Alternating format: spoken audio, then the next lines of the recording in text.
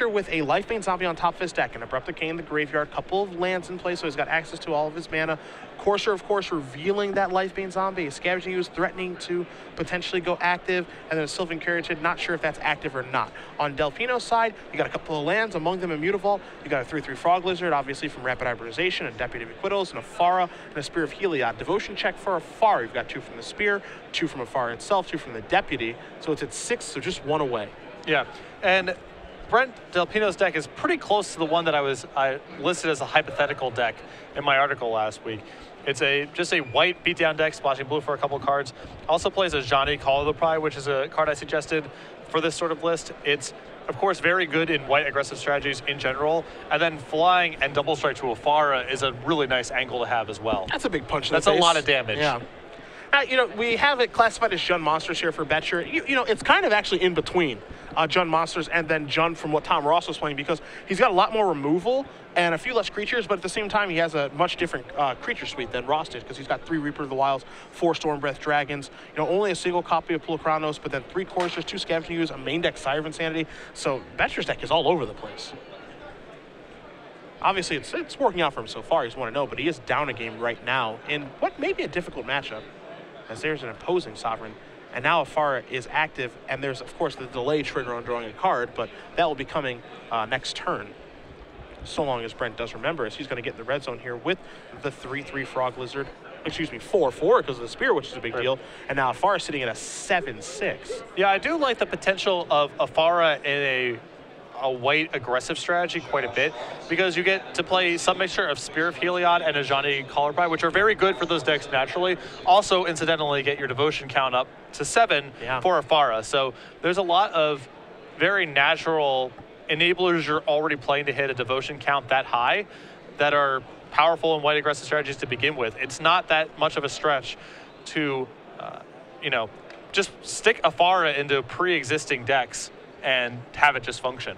Yeah, I mean, Afara is just this really interesting card because the power level is there, but, you know, can you afford to take turn 4 off in the deck that you're playing? Because that's essentially what you're doing, but then, like, you know, turn 5, there's a pretty high chance that it'll be active then. And then, you know, then you're really going to get the ball rolling, this snowballing effect that the opponent may not be able to come back from. In some matchups, I think that's acceptable. In others, probably not. But, you know, the matchups where it's not acceptable are against maybe your more hyper-aggressive decks, which don't really exist right now, to be fair. So we do see an exchange of damage there. Boettcher's going to go down to 7, reveals an Abrupt Decay off of the Courser, adds a Lifebane Zombie to his hand. Only has the single swamp, but of course Sylvan Caryatid can add that other black mana, but if it does add that other black mana, that means it can't block. So some real decisions to make here for the Open Series champion. After writing about this a few days ago, I am very excited about a potential Ajani Afara party right now. You want the old combo. Oh yeah. That's a lot of damage. That's a lot of damage. Well, Ajani's in the grip there for Brent, so I know. He's working his way towards getting to it. I am chomping at the bit right now, I'll tell you what. I'll tell you, there are a lot of cards that are actually making things very difficult here for Boettcher. You know, the Ajani that he probably doesn't know about. The Imposing Sovereign, which means if Boettcher plays something to block, it doesn't do anything. You know, there are a lot of different things that make things very, very difficult here for the Jund player, as Delphino is going to draw a card. It's a Detention Sphere. That's another nice one. Yep. And the Detention Sphere is nice here, as it's just another way for him to add 2 devotion to the board. I can tell, you know, Brent's in this position where he's seeing Ajani plus Afara be potentially lethal, but he has to worry, you know, Jared's passed with all this mana up. Does he have a way to break up the devotion count? And just having another 2 blue and white mana symbols in play is pretty valuable for Brent at this stage. I want to see how he's going to lead off here. Does he play Ajani or Detention Sphere first? Because I think you should play Detention Sphere first. Yeah, just see what's going on. Yeah. You know, see if there's any responses. You know, take care of the Courser maybe, take care of the Ooze. You know, your targets. You know, obviously it depends on what you think is more important to take, but the thing that you mentioned is most important is that, yeah, you want to keep that devotion count down. Now, there is Ajani. So very nice sequencing there from Delphino. And as you do see the Call of the Pride there at home, is it going to be time for you? Hooray! For a little happy, happy, joy, joy. We're going to see. And he says, all right, I'm going to jump my Frog Lizard. Maybe that play might be correct because he's playing around removal spells, but it is disappointing. Is that what the people want to see?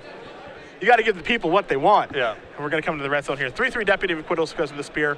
That Frog Lizard, it's lethal. It's still lethal. Yeah, you need to kill that. Don't get me wrong. Afar is also a lethal attacker right now as well because of the spear, as that's a 7-power attacker. So it's decision-making time for Mr. Boettcher.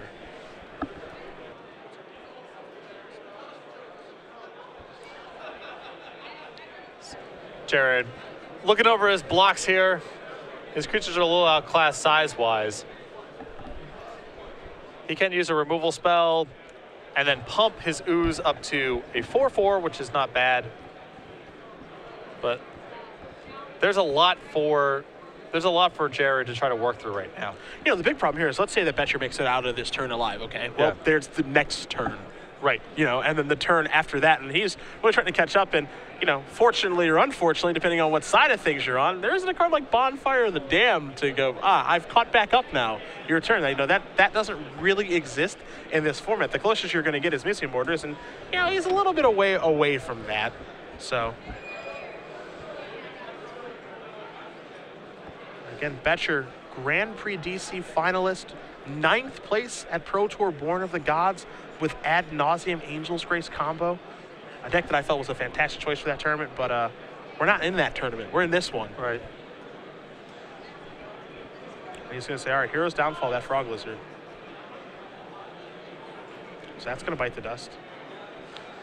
Also keep in mind that Brent has 2 Mutavaults in play as well, which complicates matters further. So damage is going to be dealt, all that good stuff. We want to make sure that we do have our life totals all set up and we're good to go, as Sylvan Carrier got in front of Afara, of course, because that was a lethal attacker. Scavenging Ooze had to bite the dust. Boettcher is going to draw a card. It's that copy of Abrupt Decay that he knew was coming from Courser, as did Brent, to be fair. Any blocker that Boettcher plays will come to play tap due to that annoying imposing Sovereign. And I think he's in the old lockeroo, as Boettcher's just going to pass the turn back. Yeah, it's hard to imagine Jared escaping this one. Yeah, when you can't play a creature to block, life gets a little bit more difficult at that point. I believe Brent also has just drawn Brave the Elements, which also simplifies things. Might be the old check mark here. These might go firing up Mutavaults. There's one. That's 2. We might see a Johnny activation here pre-combat, and we will place a counter on something. A lot of good choices out there. Maybe Mutavault's probably the safest one. He's going to put on Opposing Sovereign. He's going to make that into a 4/3. And he says red zone. And Boettcher will extend the hand. So Brent Del Pino is going to win this match. He's off to a 2-0 start here in Atlanta, defeating Boettcher in his Jund variant. And I know this is a deck, again, that you said you wrote about this week. You felt would be a pretty good deck to work on and play, and looks like Brent maybe took your advice. Yeah, and it looks like Jared's asking him why he didn't flying and double strike the Afara there, as he had 11 Devotion in play. Okay. So even if Jared has 2 removal spells, that still leaves Afara in play. So it was fairly safe there to flying and double strike, but Brent went with a different route, but was still able to take down the match the following turn. Yeah, you know, maybe there's a potential